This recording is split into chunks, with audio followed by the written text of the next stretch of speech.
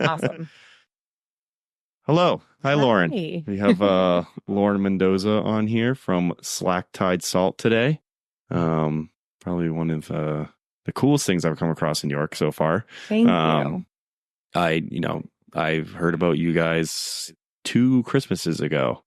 I forget from who or how, but I was like, really? Like, I didn't know that. Like, there's a salt company in York. Like, they make sea salt. They harvest salt from the ocean and make it and sell it. I'm like, I had no idea. It was the craziest thing. And I was like, this is so cool. And I bought your product a few times. And I'm like, this is awesome. There's some cool stuff that you guys do. Thank you. So, yeah, I just had to have you guys on and, talk about it. I think it's fascinating, to be honest, the whole process of it and what you guys do and everything. Thank you very much. Well, we started in 2020 when we had a lot of time on our hands. We weren't doing our traditional jobs. So generally I worked in Massachusetts doing film production, as does my husband. Mm-hmm. And everything was shut down and we were at home on the boat quite a bit. So it sort of came naturally. We were spending time on the boat. We were doing a lot of, everyone was making sourdough. Oh, yeah. There's always a bunch of things people are doing during that time. Just like random hobbies. We were making ice cream. And one day I did a sea salt caramel ice cream. Oh, wow. Yeah. So we're like, I wonder if we could make the salt to put in the ice cream. Yeah. So we got water from the ocean, brought it back to the house. It did a terrible job, but it ignited this little spark. You don't even think about that. Like, I feel like you didn't think of them like sea salt. Oh, yeah. It comes from the ocean. Right. Sea salt is literally sea salt from the ocean. We're so lucky to live where we do, where we have a wonderful clean water source to make that salt. Mm-hmm. So we go at very particular tides and we do a lot of filtration as well. Mm-hmm. But our raw material is so beautiful as is. Mm-hmm. So it's really fun. Yeah, I always found it fascinating. It was like, and like just like the salt, you take ocean water from the York area, York off the coast, and all that stuff, and just like making it and selling it, and you can market it as it's York sea salt. It's just kind of cool, in my opinion. I thought it blew my mind when I heard about it. Well, and it's such a simple. Conceptually, it's so simple because you're just evaporating seawater, and what you're left with is salt and some other minerals as well, but predominantly sodium chloride. So it's very, very simple, but also very nuanced in other ways. Yeah, yeah. What's like, so you guys, you get buckets of salt water, basically, from the ocean. So it started with a mason jar, and then it went to a 5-gallon bucket, and now we actually use 55-gallon drums. Oh, wow. So you're doing that much business, huh? It's wonderful. Maine Beer Company actually gives us their 55-gallon drums after they've that's cool. used them. Yep. They clean them, sanitize them, and then give them to us so we don't have to introduce any new plastics into our operation. Yep. And so we'll boat out to the ocean with the 55-gallon drums and pump the water in, and we do 2 drums on each run. And each day on an incoming tide, we'll pull about 6 55-gallon drums on any given day. Wow. Yeah. That's awesome. Yeah. It's a lot of work, though. It is. But it's actually was a game changer when we moved to a commercial mooring in town. Mm-hmm. Previously, we had been upriver at our house. So each trip to go get water would take an additional 2 hours to go with the tides to boat out. And we could only accommodate 5-gallon buckets because we'd have to carry them off the boat up the hill to our salt yard. So now that we have the crane at the town dock, and we're at the mouth of the river, it's made our production so much more efficient. No, that's awesome. Yeah, that was really a turning point in our business. That's awesome. So, like, is there? You mentioned there's certain tides you guys go out on and stuff to get that salt water. Yeah, so we want the tail end of an incoming tide so that it's not coming from the river, golf courses, lots of houses, that type of stuff, and then you're flushing it out. But if we get the tail end of an incoming tide, it's coming straight from the ocean. And we boat off the coast just a little bit to get out of marine traffic. Mm-hmm. So we'll leave the river and go to where there's, a few less houses. So there's really nothing in front of it. And we're not in that channel of boat traffic before we pull our water. Oh, nice. Yeah. Is it better to pull water like off closer to the coast or off the coast more? It's comparable. Yep. And by the time we do all our filtration and put it into our greenhouses, most of the work is done by the sun, which is really lovely. Yeah. So we don't have to drain a lot of resources to get that bulk evaporation. Mm-hmm. So you guys have special greenhouses. You guys evaporate all that salt water in? Yes. So we have 5 greenhouses now, and we put the salt into some 4 to 6 inch pans, mm-hmm. and we'll let it cook down in that. And when it's done, about 85% done from the sun, mm-hmm. we'll pull it, filter it again, and then we bring it in and put it on a really low heat. And that's how we can get those beautiful big flakes of salt. Because you have that control of your heat and humidity. So if we did it all in greenhouses, you're left with a lot coarser salt. Mm-hmm. Sometimes you'd have to grind it. A lot more wet salt that mm-hmm. way, which is beautiful in its own right. But for us, we really like those really thin, crisp flakes of salt. Mm-hmm. Yeah. How long does that process typically take? So from start to finish this summer, like 3 to 4 weeks in the greenhouse before we can pull. Last summer, it's like 2 months. Oh yeah. There's a lot more. There's so much heat this summer. Yeah. And it was rainy almost every day last summer. So you're really affected by the weather in a lot of ways. So much. Mm-hmm. So yeah, it's similar to farming in a lot of ways. Yeah. Like the wintertime, it slows down even more probably. Mm-hmm. So we actually, what's kind of fun in Maine, where we can use brine rejection in the winter. So we don't have to stop our salt production except for these little shoulder seasons. Mm-hmm. When it gets very cold in the winter, we can put out 5-gallon buckets and let the seawater freeze. And when you take the ice out, you're left with this rich brine, which is similar to what the solar evaporation does in the summer. Mm-hmm. So it really concentrates that water into a very salty brine. No, that's awesome. Yeah. It's fun to be able to produce in Maine year round using mostly Mother Nature. Yeah, for sure. Yeah, most of the process is just going out, grabbing salt water and letting the sun do the work. Mm-hmm. Yeah.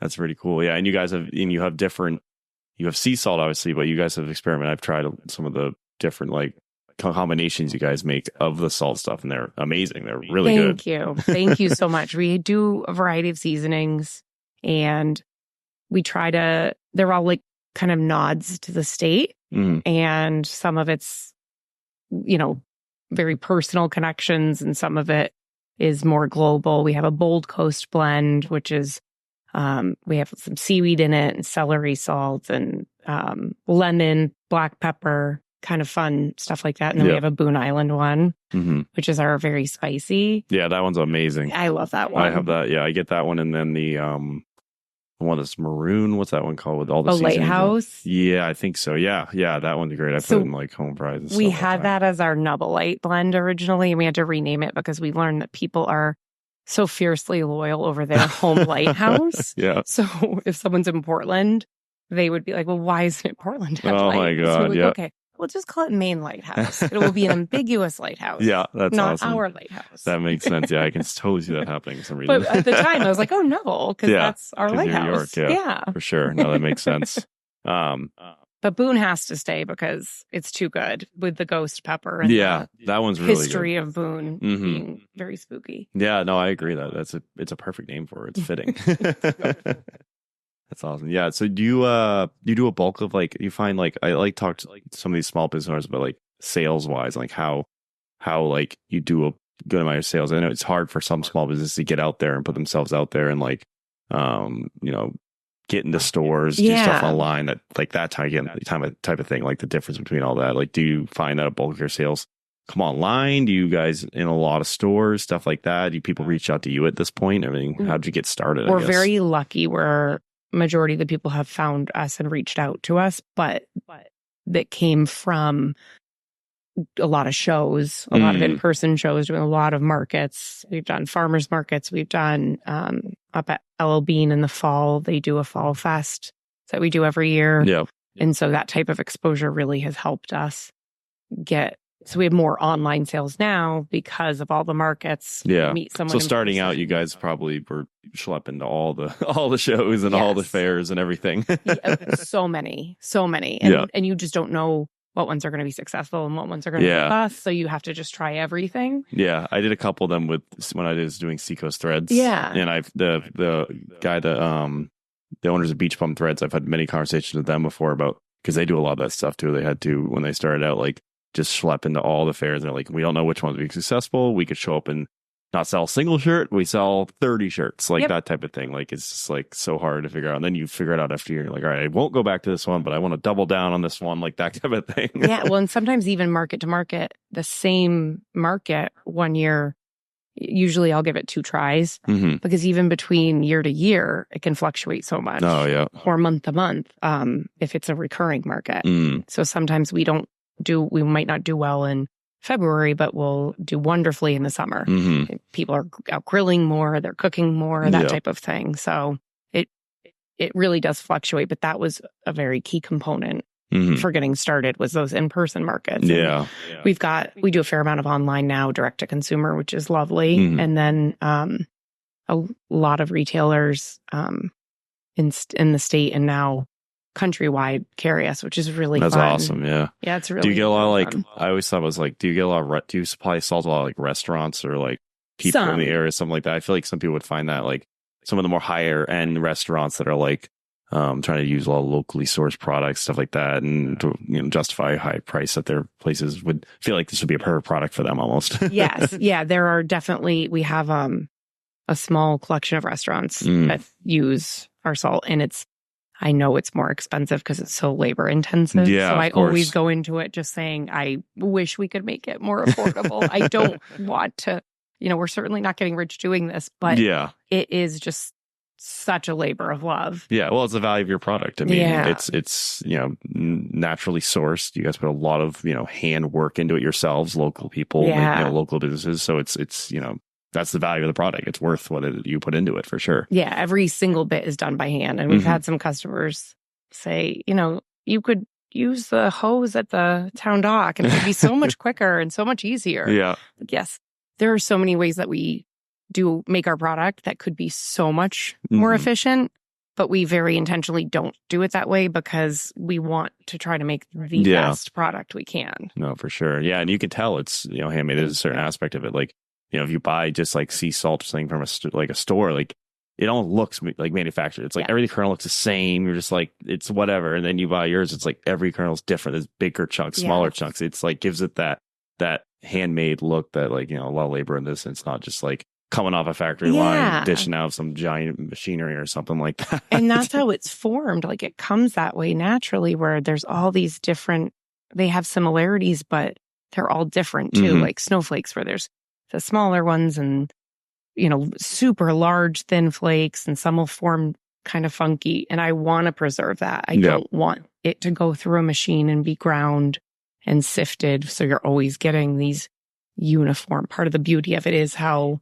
different it all is. How different it all is. Yeah, no, there's definitely a look to that for sure. Yeah. And I think a lot of people appreciate that too. Yeah. I mean, I do. I think of like any like you're saying with the restaurants, any high class restaurants, like local, and they pride themselves on the sourcing of, local goods. Yeah, we've been very fortunate with that. We have a great partnership with Cliff House. Yeah. And being right in town, it's so nice that they do appreciate it and are supporting local artisans, because you just don't always get that. Yeah. So they see that value. And for us, that it just means a lot that other beautiful high-end establishments get it. Yeah. And they're like, please bring your salt. We want for sure. And you can appreciate it like a dish even more. Like I know when I go to restaurants that I know are like well renowned for being good, like you can appreciate, the quality that's been put into it and stuff. And it justifies the price of that they're charging too. Yep. On top of that. But for sure. So I always thought that was cool. But so you guys own or operate obviously, small business for the last 4 years, like in York locally, like, and there's so many, I feel like, trials and tribulations that come with that, like just like some of the process of beginning and going to these road shows, stuff like that. Were you guys like, was there a point where, I know like me personally, there was a point where, I started a small business, or I started doing something else that I like doing, enjoy doing, but I had to stick with something else that was making me money for a long time. Do you have a point where you guys were doing full-time jobs and this, and then you got to a point where like, all right, we got to go all in, or like nothing at this point? Yeah. So we do. It's funny. I'm very fortunate where my other career, I did put it on hold for 3 years while we were starting it. And now I'm just getting to the point where I feel comfortable doing small jobs with my main. So I have salt as my main career. And then once a year, twice a year, I'm able to take these jobs because they're always about 3 months long, give or take 3 to 5 months, because it's film and TV shows. Yep. So it'll come into town or into Boston, film, and leave. So I'll know for 3 months, I'm going to be very busy. And that's just the way it is. But it allows me to use my brain in so many different ways that I don't want to give any of it up. Yeah. So it's kind of been, I've been very lucky that way. Now, keeping it full time, absolutely not. I just wouldn't be able to. Yeah. I'm also really lucky to have help now, and we have a lot of people in place that are able to help with our families. One of my best friends from high school in York, she helps now, and she joined the team, and that's been a huge game changer because now there's 2 of us with our families doing it. My aunt and uncle also help us, and they live in town, and that's just invaluable. Yeah. So tomorrow we're actually building a 5th greenhouse. Oh, wow. Or 6th greenhouse. Yeah. And so my aunt and uncle are coming first thing in the morning and we're getting to building. That's awesome. So I think, without that extra support, there's no way I would have been able to do it. I think of small business for sure, like this, like you need a lot of support from those around you. And when you don't have the support, it's tough to build something. Yeah. Well, there's just so many different facets of it that I'm still like, oh, I need to learn how to do web development and product photography and blogging and social media. There's so many hats you have to wear. Yeah, for sure. And it changes all the time. Yeah, building wholesale line sheets. It's stuff that just never would have occurred to me. Yeah, it's totally different than working for a business. When you own the business, you got to know all this stuff. Yeah, and you have someone to do each thing. And when it's your business, you do all of it. Yeah. And there's a sense of, and people get into it, there's a sense of reward when you are successful and you are, doing it right eventually. I'm sure it comes with many missteps along the way, but eventually you get there and you keep going and you're just rewarded when you're successful at it. It's so enjoyable. Yeah. And it takes a bit of, you've got to just kind of leap and go for it and know that you don't really have it all figured out yet, but there's no other option. So I read somewhere when I was first starting, if you're not embarrassed of your first launch, you launched too late. So that really resonated, where it's like at some point you have to just do it, and you're not gonna maybe be proud of that first iteration. But if you don't move on to iteration 2, 3, 4, 5, you're not going to grow. You're not going to do better. Yep. So that's kind of what we try to embrace, is do the absolute best we can, knowing there's always room for improvement. Yeah, for sure. Across the board. And like many small businesses, I feel like find that. Yeah. Like, especially like, I feel like there's certain communities that like support the small business world more than others. I think York, we're lucky to have a supportive town and community that comes out and like, reshares stuff about small businesses, finds things and grows them. Shops as local as they can, that kind of thing. I feel like there's been a resurgence in that recently too. A lot more. We've met so many fun people in town and we have a really, really fun collaboration coming up that it's through Old York Historical Society. Yep. And they had a tree at the Perkins House Museum that had fallen down, one of their apple trees. Yep. So we ended up harvesting every small piece that we could to smoke some salt with it. Oh, that's awesome. So, and then we have local artist Christy Cavaretta, who also lives in town, and she made prints of the line of cut, or of the cut of the wood, and printed it. Oh, wow. So you can see all the rings of the apple tree. Yeah. And so that's on the label of the salt, but also she made prints to sell. That's awesome. Of this tree. And then my father carved some wooden salt spoons out of the wood. Oh, wow. Us. Yeah. That's so cool. And then we have another ceramic artist, Nicole Kiernan, who she's making some salt cellars with the ash from the wood. Wow. That we smoked. And they're all going to be together to raise funds for Old York Historical Society. That's so awesome. Yeah, but we were able to just have such an amazing collaboration. Yeah, you got 4 makers. like local makers collaborating to benefit a local organization. Yeah. I mean, that's amazing. That is so amazing. It's been that whole project. It's been wonderful. Some of the items, they'll be auctioned off at their fundraiser. Yeah. At the end of the month, at the Perkins House Museum. Oh, that's so awesome. That is like, there's so many like examples that I feel like too in this community that sometimes go unnoticed for sure, but like just like collaborating. You got 4 local makers from York, using local products with local people, handmade. And it's just like, it's so awesome to see that. Yeah, it's really fun. And it's going to benefit a great cause. It's local. Yep. Like locally, keeping it all local. Yeah. Instead of going out to, third party stuff and corporate things or companies and far away. So much talent in this town. Yeah, there really is. Wild. There's so many things that I'm surprised by every day still. Like meeting Shane and Smith's Leather, like that was impressive. I've never even heard of it before. I'm like, there's a guy that has 50,000 followers on Instagram that makes so leather balm. Too. Yeah, and you're just like, why did I know about this? Like, it's been around for years. And then the same with the salt. I'm like, there's someone that makes sea salt here. It's like there's so many talented people that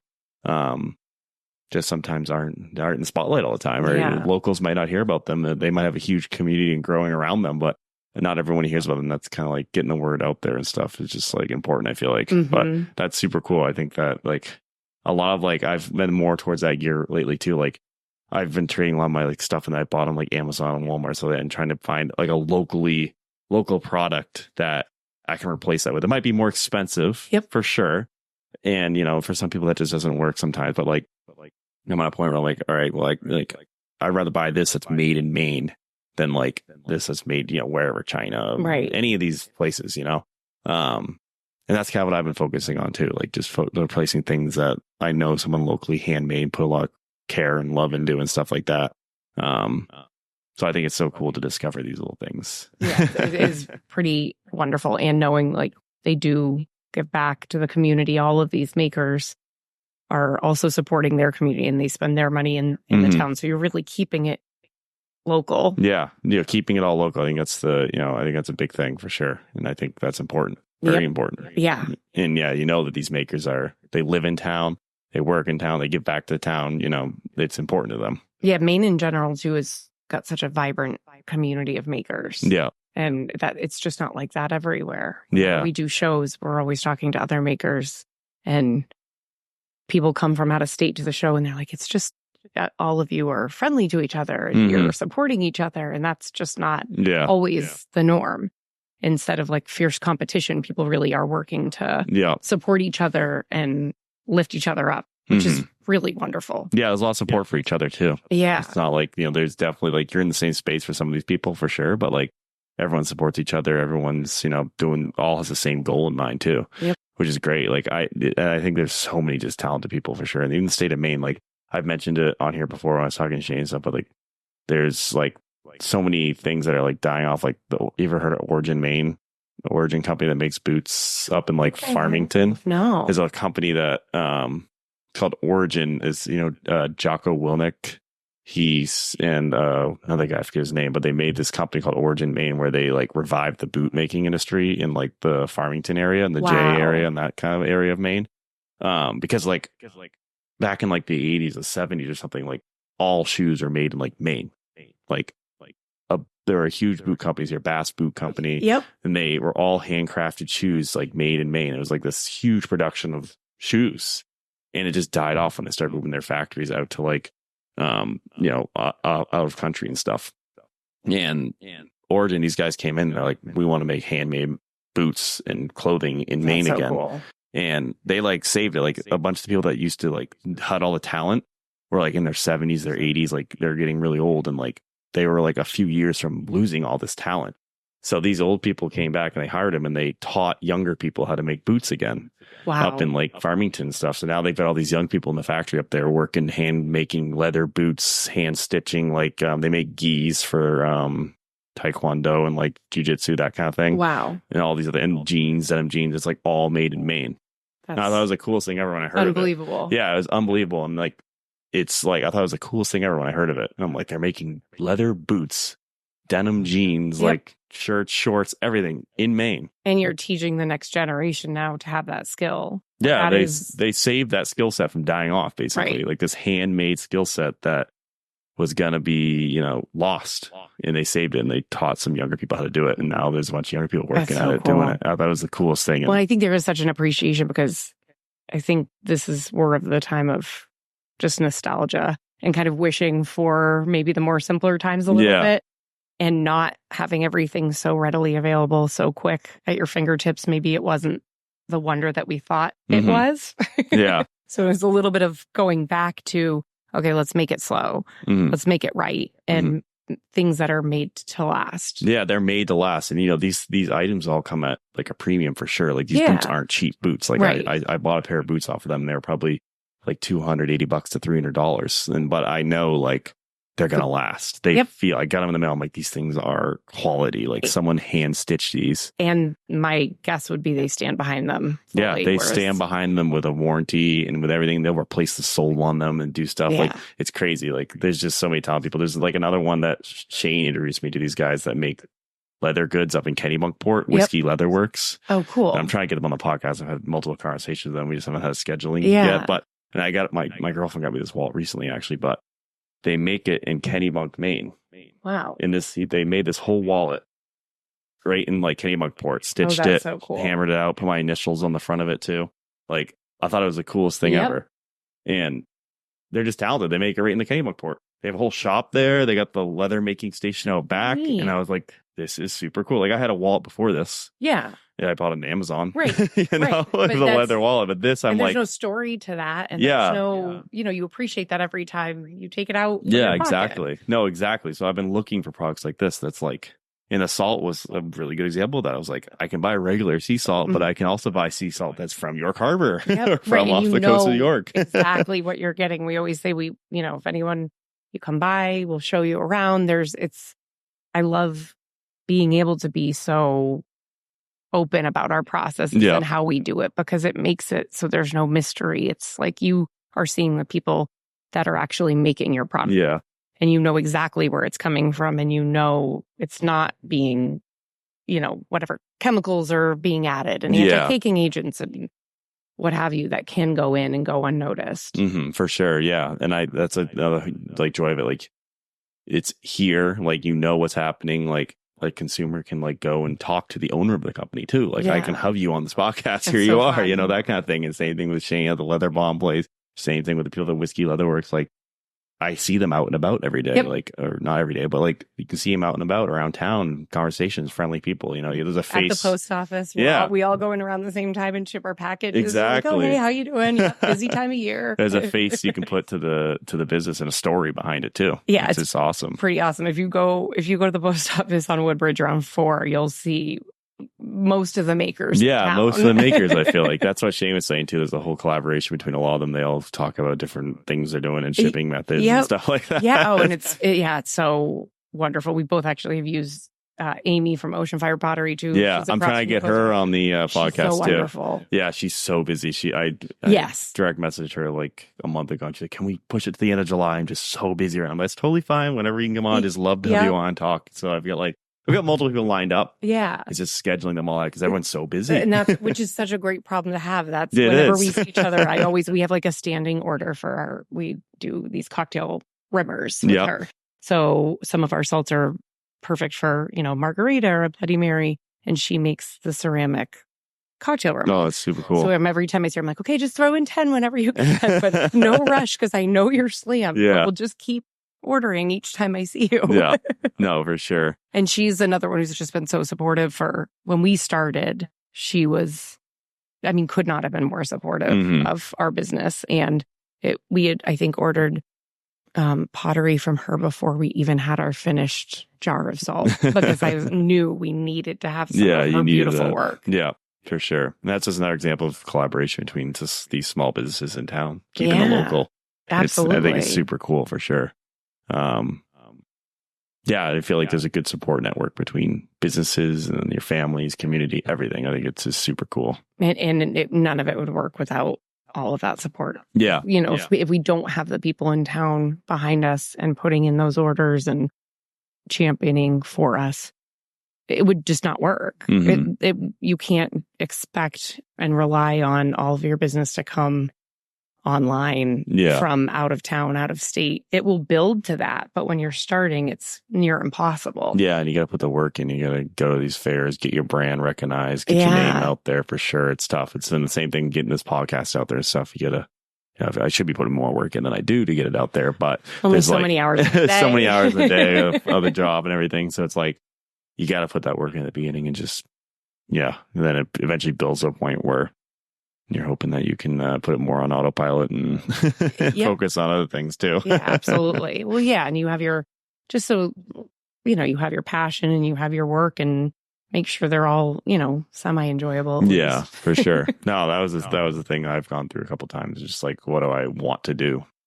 Yeah. What do I enjoy doing? Yep. Do I want to do this for the rest of my life, or do I not want to do this for the rest of my life? Like just different jobs and stuff along the way. And then you find that thing that you love and you do it until you can make money doing it. And then you leave the thing that you were making money at. Yeah, exactly. Exactly. And I just think, especially because it really does just not feel as much like work when you're doing that for yourself and building something. Yeah. So you put in countless hours, but it really is so rewarding. Mm-hmm.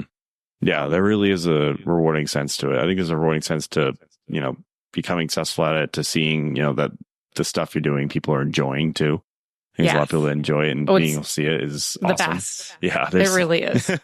It's such a good feeling when someone, has your product or, is enjoying it or using it or something like that. You see it in the public. Like when I see one of my sweatshirts in public, I'm like, that's cool. Someone like has it on. So there awesome. It is. When I see it, and I've recently seen it more often than I had just like the Mount A ones walking around and stuff. And it's like, oh, that's awesome. Someone's wearing it. That's so cool. Do I know who that person is? But they got it on. That's so fun. I know. Well, that's whenever the online orders come into, like, I still remember the first one that I didn't know. Yeah. I'm like, this is a stranger.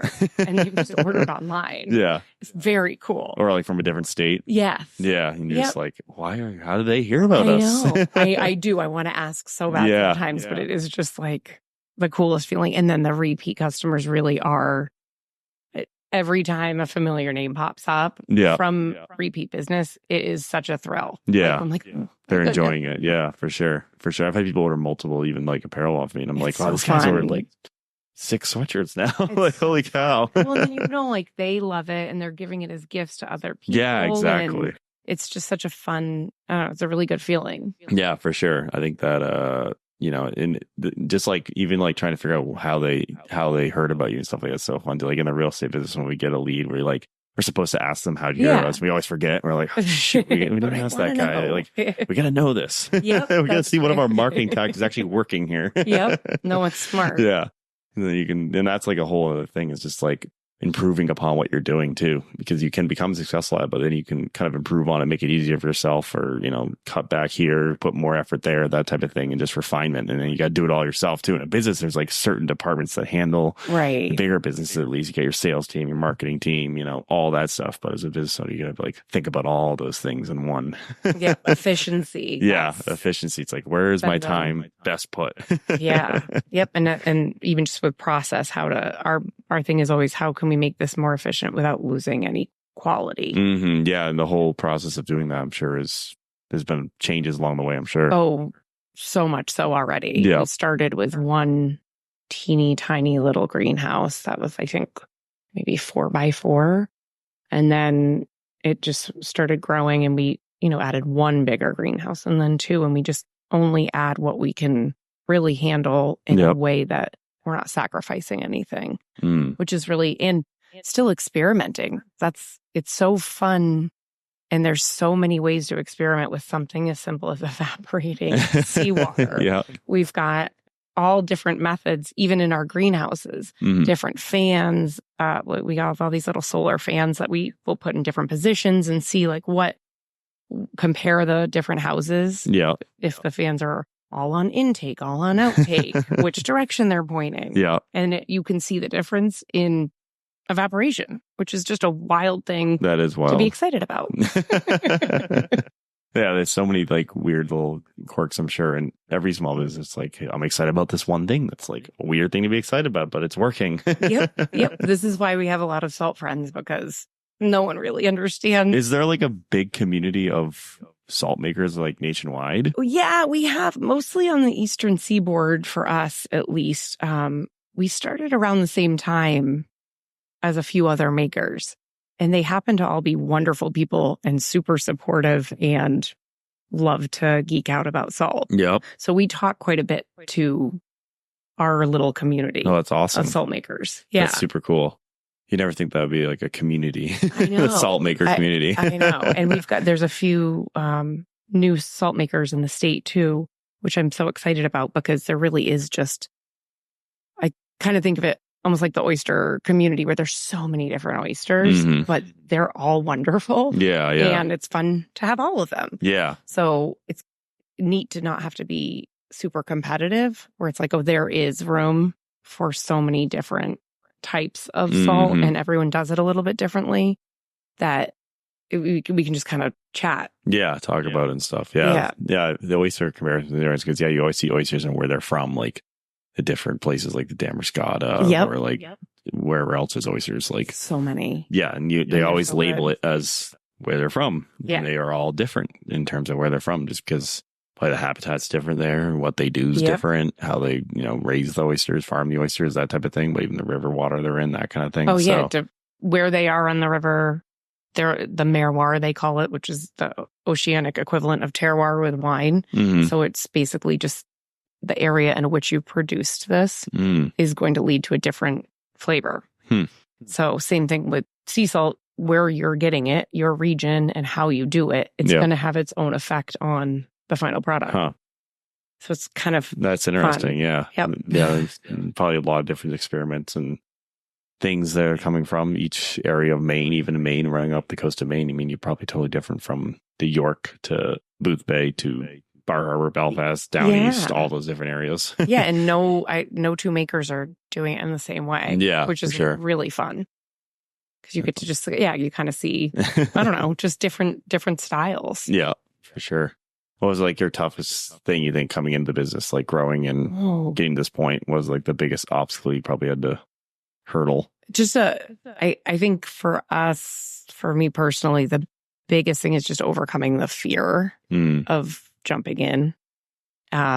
Because you have something you like, but you have no idea if it's going to resonate. Yeah. So I remember our very first market, we signed up at Point in Portland. It was the first show we did. It was in 2020, outside in the winter, which is terrifying as is. But when we applied, we didn't even have our labels and stuff. Like we had the product. We didn't even know how we were going to be packaging it. Oh, yeah. I just knew we had to do this. Get we started. Had to, start somewhere. And just the second we got accepted, I just was in a complete panic state. Now what? Now what do we do? We have to actually make this go. And we're so fortunate that people responded wonderfully to it. But it was just that hurdle of you have to go do it. Yeah. You can think about hem and haw over 7,000 different options and never actually jump.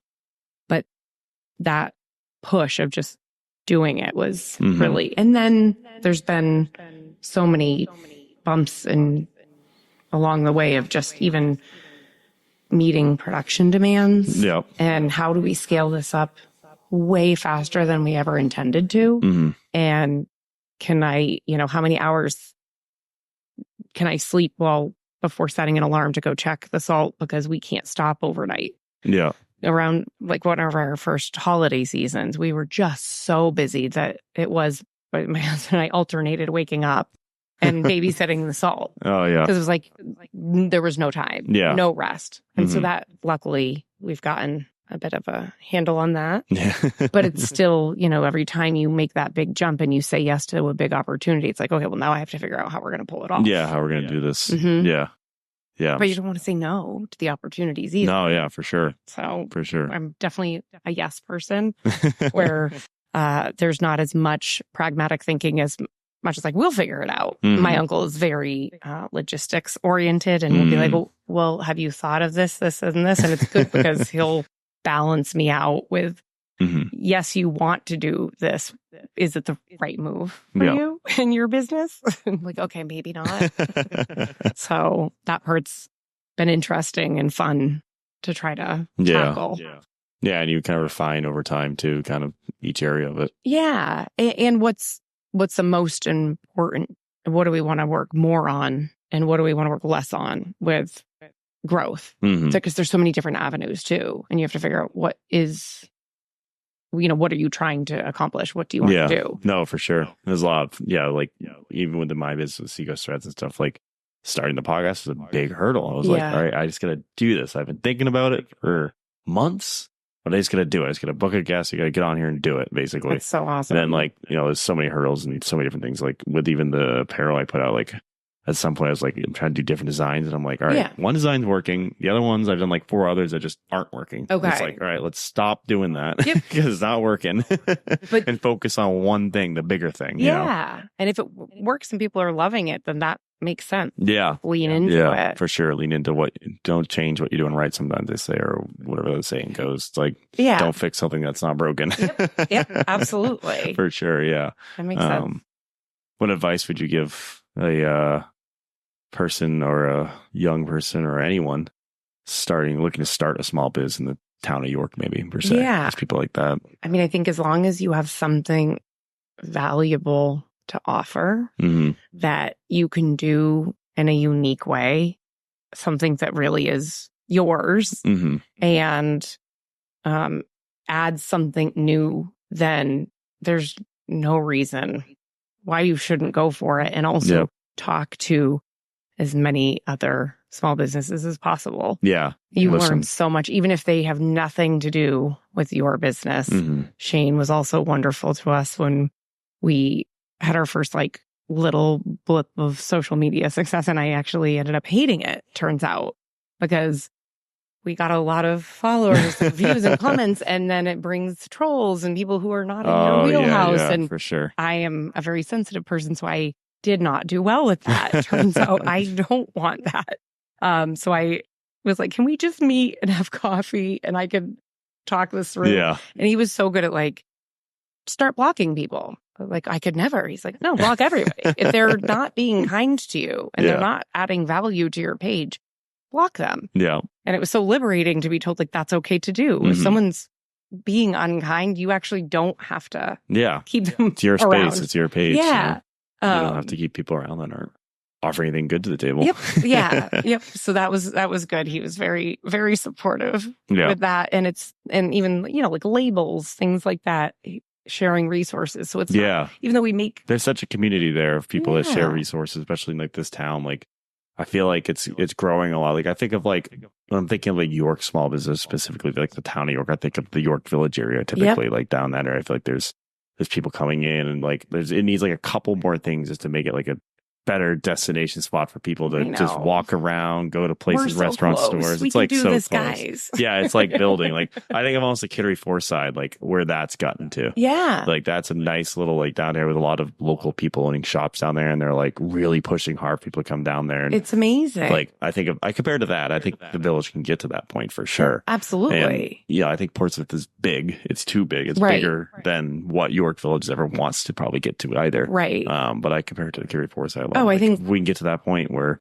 there's multiple shops, multiple restaurants and stuff like that people want to go to. And Forsyth is a beautiful analogy and so comparable as far as like, they don't have parking either. No, and they're pulling it off, and it's great. Like, we can also do this with limited parking. And it's okay to maybe allow some more businesses to come in and the sky will not fall. Yeah, exactly. We can grow. It's hard to do that. It's hard to make storefronts too nowadays. Like one of the things I talk with Shane about, just like the storefront aspect, because he does a lot of his business online too. And he's like, I have this great storefront down here that, I like to see people come in and like, I talk to them and like, but it's tough when, there's just not a lot of walk traffic down there for sure. But like it was funny. I had clients of mine that bought a house in York recently. And I noticed on this water bottle, I was at closing table with them. This water bottle, there was a Smith sticker. They're from Massachusetts. They live in Massachusetts. Oh, nice. They're buying this little cottage up here on the beach. And I was like, is that like Smith's? He's like, oh yeah. Like, I walked in there in the village one day and the guy was awesome. I was talking to him for like 30 minutes. He was telling me all about the process. I ended up buying a bunch of stuff. It was great. And they had me go across the street to Daisy Trading Post. And I went over there and stuff. And I'm like, well, that's awesome. Like, here's a person from out of town that came here and, get that experience of talking to the owner of the business. Like, he's great at it. He tells everyone through the whole process. He loves it. And then sending him to another business right across the street. And it's like, I thought that was so cool. I was connecting the dots. I'm like, I know him. Like, that's so cool. Yeah. But it's tough. It's tough to get that storefront. Like, it costs money. It really is like if it's, a lot of people that you see them come and go quite a bit too. Right. It's hard to see, but some stuff sticks for sure though. And I hope it feels like we're potentially at a turning point where we do have some really high quality, wonderful stores that are here, and that more coming and more, this downtown area has such potential for revitalization. Yeah. I hope it continues. And it's hard. Yeah. It's like, there's so many people in town as there is. Like, you think long stand, short stand is all summer long. You're like, get them up there somehow. Like, the Kittery does, like, we did an event as Anchor. We had a tent and stuff at the Kittery block party. Oh, you nice. Been to that? Yeah. That is so cool. Like, they close the street down. Yep. They have everyone have tents up, all the stores, all these local people, and it's packed, like mobbed all day long, and people like love it. I'm like, oh, we should do something like that in the village. Like, I know. Well, get the people down there for a reason. I know. It is definitely, I think if we just have a little creativity and are open to trying new things, maybe there is a chance for that to happen and succeed. We're starting this December, which I hope this is okay to share, but we're going to have a really wonderful Yuletide celebration with Old York as well. Yeah. And so in Jefford's Tavern, which they've started doing these dinners. I don't know if you know about Oh, really? They're unbelievable. Really? Yes. So Mel from Sunday Supper in Kittery, she's this amazing chef that cooks in this beautiful historic barn that I used to take violin lessons in as a child. But she comes into Jefford's Tavern, cooks over the fire. And there's other chefs that have come and done this, but she's most recently been doing the series. And you have wine, you have food, you sit in the tavern and hang out and have a beautiful meal. It's so fun. That's awesome. So we're going to do like a mini event over the course of 3 or 4 days for Yuletide, where the Festival of Lights parade is happening. Yep. So people can come in early and, have a little glass of cider with us, awesome. Do some shopping with some local makers, a lot of workshops. My friend Elizabeth from Foxglove Farmhouse, she's a gardener. She's Cliff House's gardener in residence, but also she has her own store and farm stand and gardens on Scotland Bridge. And she is going to do wreath making workshops there. Wow. Yeah. That's awesome. Yeah, I feel like Festival of Lights, that parade is like one thing that draws a lot of people in the village every time I go there every year. When you think of Prelude, for example. Yeah. So Prelude. That's what I got. Christmas by the Sea. Yeah. So there's these events and there are multiple days too. Right. And so there is the parade and it's wonderful, but that's only one thing of many. And a lot of the other things in those towns tie in the small businesses of town. Yeah. So if we can come up with a way to really maximize that Festival of Lights parade with the foot traffic and have it become something that's vibrant over the course of multiple days. Yeah. How wonderful would that be? Yeah, and the villages really are year-round downtown area. It's similar to downtown Algonquin, Kennebunkport. Like, those are our downtown areas, like, where we want people to be. And I feel like Algonquin does a really good job with doing these different events, shoulder seasons for sure, like getting people here in the fall and the spring and even in the winter time with the Christmas by the Sea and like doing events, doing different things with people, stuff like that. And then Kennebunk with the Prelude and then Kittery with stuff like that too. I feel like York and Wells lack a little bit in terms of that stuff. Well, and I'd love to see that come here. And I think we're at a point where we can hopefully make some of that happen and start it on a small scale and just see what happens. Yeah. It takes a lot of support, even from the local businesses and stuff too. Chamber of Commerce, local businesses, that type of thing. It'll be interesting. Like the town hall's brand new down there. Like, they're kind of doing a lot of things and bringing a lot of stuff back up. Like, even the old bank that they've been doing tons of work to for a year now. It's been a while now. 207, the yellow building. Yeah, the yellow building. Yes. There's been so much happening there. So I'm interested to see what goes on there and what comes out of that and stuff like that. I think it's condos. Oh, all right. Well, now I'm interested. I'm hoping that there will be something on the ground floor. Some kind of a commercial space. Yeah. Something like that. For sure. Really hoping. And honestly, it's like people living down there is sometimes needed too, like to bring more foot traffic. Like, the Foreside has a lot of apartments and a lot of condos and and it's a younger. I have these clients that live in Kittery and they're younger people, and they've done well for themselves. They've money and stuff, and they're like, they want to bring more. They feel like it's like Kittery's younger now. They want to bring in a more younger crowd. They're trying to do some stuff there that's like going to bring in more of them. And I feel like having apartments and condos, especially, they help with their relatively to downtown Portsmouth, but being able to bring in those younger people with, apartments that aren't crazy expensive or condos that, someone could purchase or rent and stuff like that. I know. I didn't mean that in a bad way. I just meant it's not storefront. I agree. The storefront is needed too, but I do think they're going to be really nice. Level with this road and then condos above it, that type of thing. Well, it's such a cool. I think they're doing a wonderful job at the rehab of the building. Yeah, so for sure. It's been sitting there in disrepair for so long. Right. It's good to see. And there's some buildings but there's a few in the town that just have been sitting for a while. It's like people need to buy them up and have a dream with them. And that's my hope, is that will lead to more. Yeah, for sure. Jeremy actually has to field my text messages quite often. Okay, what's this building? What's going on with this? No, I can space? See that, yeah. This person owns this one. No, you're not getting it. That type of thing. But we're always looking and just trying to see what could be. Yeah, for sure. I think there's a lot of potential down there for sure, and in all facets. So it'll be interesting. But I think it's a couple just places away from being great down in the village for sure. I mean, it's and it really is already wonderful, and it's a wonderful place to be still. For sure. We're so lucky. Short Sands is so seasonal. You're never going to get a year-round place down there for sure. Right. It's just wintertime comes dead. There's nothing happening. Although some businesses last year, they're making a go, which makes me so happy, because it would be so wonderful if there was even a few year-round places that you knew. There is so much potential as York grows and evolves for that year-round, and the seasons get longer as people and the seasons have up. gotten longer. Like I used to work for a hotel company that owns like 30 hotels in Maine, and they have a couple in Algonquin. And like the shoulder seasons are the seasons that they're focusing on. Like they can fill their rooms all summer long in any town along southern seacoast Maine. It's the shoulder seasons, and they're working with the chambers to like, all right, how do we draw more people in here during October, September, May, April, like those seasons. And then even, dead of winter, it's always gonna be tough. But even in those times, getting a couple of weekends where people come out and they, spend their money at the local businesses, local restaurants, stay at the local hotels, that type of thing. So I know that's a point of emphasis among hotels and chambers of commerces and stuff like that for sure. Filling those shoulder seasons up, getting people up here. Because it'll help keep make these businesses want to stay open year round too. Right. And I think Algonquin's done an amazing job with it. I think they're one to take example from for a lot of these towns, just because they've got so many things happening, events, the chamber. And it's easier when you have a smaller footprint of a town too. It's a smaller town. There's, and a lot of businesses are open year round there. Like you used to go to Algonquin, there was no year round. Like you go to 2 restaurants all winter, it's nothing. But now there's like tons of stuff opened up. Yeah. All winter long. Even like Levitt Theater stays open until after Christmas by the Sea. And like Front Porch Crew.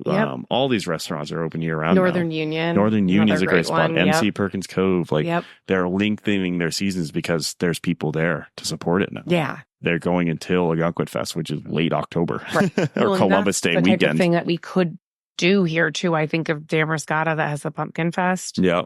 And that thing is gone massive to the point where now we're not going because it's gotten so big. But Damascotta's the tiniest little for sure footprint of a town. Yep. And when you go up for Pumpkin Fest, it is shoulder to shoulder with people on every like block. Prelude and Chris by the Sea. Like Prelude, you go there in December and it's like, holy crap, you can't book a hotel within 20 minutes at Kennebunkport during that whole week. It's crazy. And they shuttle people in. And that's something that I think we're right to do. Yeah, for sure. I think then Godwit and Kennebunkport got it figured out, and Kittery's close behind. Then I think, in my opinion, York and Wells are behind that. We'll get there. Getting there at some point. Fingers crossed. Yeah, no, it's. I think we all want it. Like that's been the dialogue with so many people I've talked to. Is we have this amazing gem of a town. How do we keep building it? How do we keep? It's going to take people to make the effort too. Just people going out there. I feel like there's a lot of people lost. Like a lot of people don't focus a lot on the community anymore. I feel like too, especially younger generations and stuff. Like this kind of gets lost in everyday thing. There's no effort, maybe something like that. So it just takes a group of people, a group of businesses, stuff like that, to step up to the task and be like, all right, because a lot of work goes in it too. You can't go. Oh yeah, I noticed that it's work to put on these events. Yep, a guy who has a very dedicated chamber that works hard to do that stuff. So it's important though. So yeah, that's very true. Yeah, there's, no shortage of labor, and I think everyone is, again, as a small business, it is so easy to be overwhelmed and have so many things to do. So many different hats already. Yeah, so exactly. It's tough, but I think we can get there. I think that I think the dialogue's been open though for a lot of it. So I think we can get there for sure. I see it every day, newer stuff going up and cool things coming together. So awesome. We'll see. Yeah. Awesome. Well, anything else you want to add at all? Thank you so much. Anything you want to plug? Me. I think I've sort of peppered in our current stuff. Yeah. So again, Laura Mendoza from Slack Tide Salt, sea salt from York, Maine. So you can purchase it online. I'll leave some links below. Awesome. What shops are you in if anyone doesn't want to shop online? In York, we're at Bell Farm Shop and the Novelite gift shop. Oh, yeah. Try to think of what else. I'm probably I think you're in the Stony Brook Farm Store too in Cape Medic. Them. Yeah, they're phenomenal. Awesome. I go there so much. Same. I love every their time meat. I go. I'm like, yes, now I can. They got so much good stuff there, and it's every time we go, there's more to choose from. They stock it well. It's better and oh my goodness, they're a great family too. Yeah. Yes. Yeah. So another just example of local stuff, but yeah. So purchase sea salt. You have that collab with the Old York coming out soon with some stuff. So follow them on Instagram to stay posted on that stuff, I'm sure. Yeah, and there's tickets for sale for their big event at the Perkins House Museum. Oh, perfect. So that's where we'll have our first auction items for those. Oh, awesome. Perfect. Awesome. Yeah. Well, thank you for coming out. I know it's been a long time coming, so I'm glad we can make this work. And yeah, awesome. Thank you so much. See you guys later. Thank you very much for listening. Thanks.